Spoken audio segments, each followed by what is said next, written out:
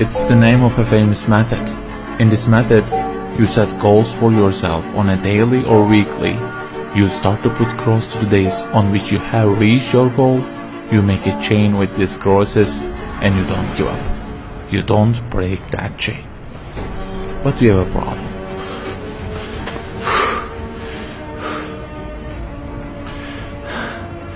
Personal development specialists say that we should have goals.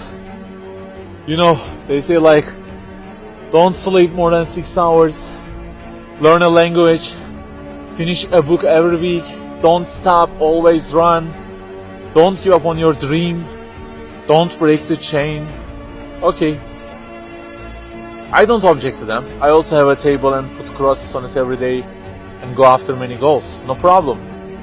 But you know what? They don't talk about the most important part of it.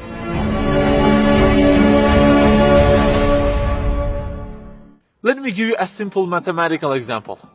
Try to imagine that you are adding numbers, and imagine that the numbers you have added up to this year is, for example, 35 in total, and you start from this year. For example, you will add 4 in this year, and then add 8 in next year, and it goes on. And there is an unknown time which counts down, and when it ends, you can't add any other number. Okay, you start the addition. Plus 4, plus 8, plus 7, plus 3. You add ambitiously, you keep adding and adding. Plus 6, plus 5, and okay, they say time is over. Then you realize that you have added the numbers into a giant parenthesis, and there is a zero multiplication at the end of it. It wipes out all the numbers you have added all those years, and the result becomes 0. Of course, you are disappointed. All your efforts have been wiped out by the 0. A regret arises inside of you. You say, I wish I had seen the whole picture at the beginning and realized that 0 and changed it with 1 before I started the addition.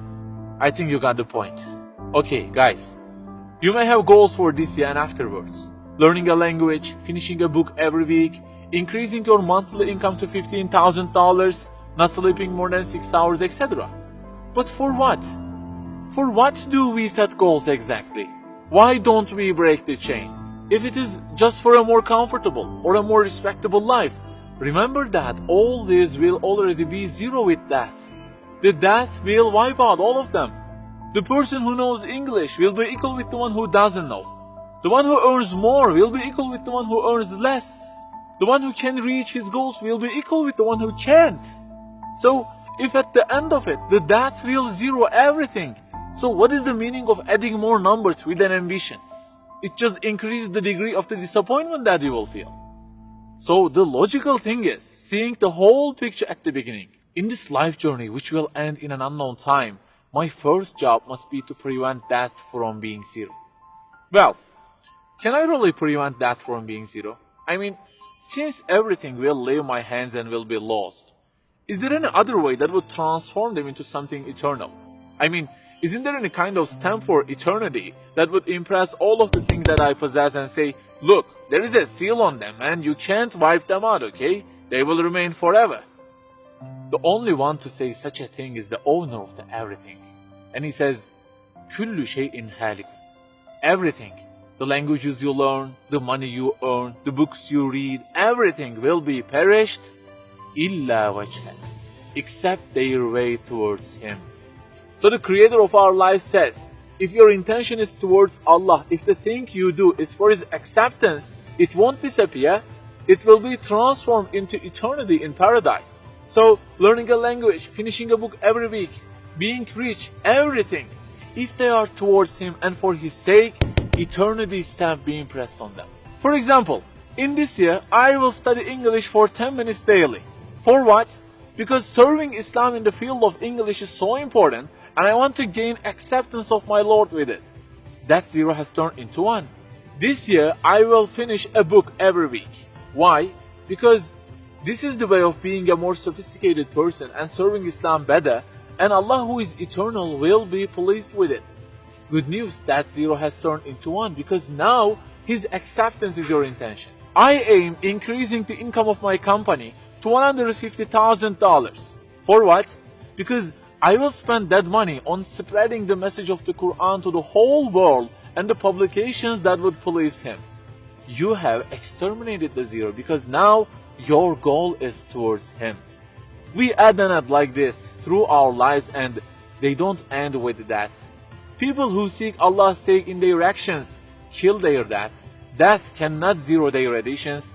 If the thing we do is for his acceptance, it is not mortal. You may say, I don't really love him that much, and maybe I don't really believe in him that much either. So how can I do everything for his sake? I don't even know who he is. My brother or sister, that's the problem. You don't even know who he is. And actually, it is our first job in this life, recognizing him. That's the first step. The more you recognize him, the more you love him. And the more you love him, the more you seek his sake in your actions. So learn about him. Who made you? What does he want? Why does he give you such a billion things in each day? Read, find out. Turning the zero into one is a lifelong process. Start at the point that you are missing and try to fix it. Like the specialists say, don't break the chain, but keep the chain to gain his acceptance. Run, but run to be eternal.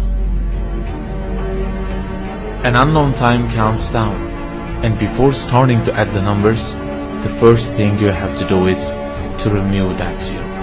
Otherwise, everything you added will be wiped out.